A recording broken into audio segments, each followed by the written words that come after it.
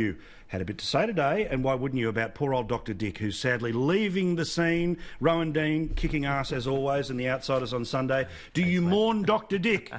No, and well, I think it's fantastic if Adam Bandt becomes the new leader. I would prefer it if Sarah Hanson-Young became the new leader, because that would be even funnier than Adam Bandt.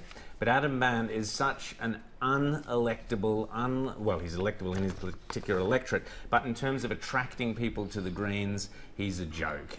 He's hard left. He will do for the Greens what Jeremy Corbyn did for the Labor Party in Britain. But what's interesting...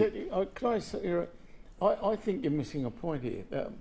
It seems to me the Greens don't want to grow. They have pitched themselves as the far left party. Absolutely. Far left party in Australia is never going to get more than 10%. So I think what they've done is say to their people, we're going to be really pure.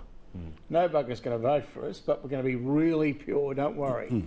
Well, which brings me to this point, and this is why, Jenna, I took the time to talk about how the leadership of the party is decided. Jenna Clark, of course, joining us from Perth, the Associate Editor of the West Australian. I just assume everyone knows who you are, but I should introduce you, otherwise it's rude.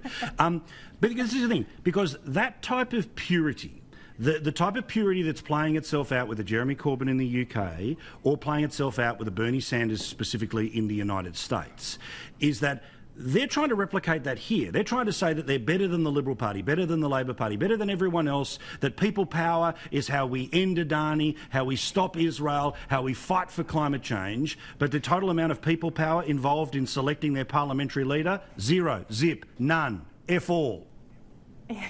It's hilarious. It's sort of like an adult version of the Babysitters Club, and Christie's the Queen Bee, and that's probably going to be Adam Bandt, and then that's what we're going to hear for the next couple of years, and it's going to be so boring because they'll continue banging on about issues that quiet Australians have quite clearly, as they showed at the polls last year, that they have no concern about. People just want economic stability and jobs in the long term, and I think we saw with Bob Brown leading the caravan to help stop Adani, had the complete opposite effect, and it backfired like an old Commodore. So it's going to be interesting to see what happens with these Greens in the next couple of days. Well, Tirana, not an old Commodore. Well, this is I think it was the caravan of no courage, and he was the chief Ewok. That's the best way to say that about the forest moon of Endor, otherwise known as the northern parts of Tassie.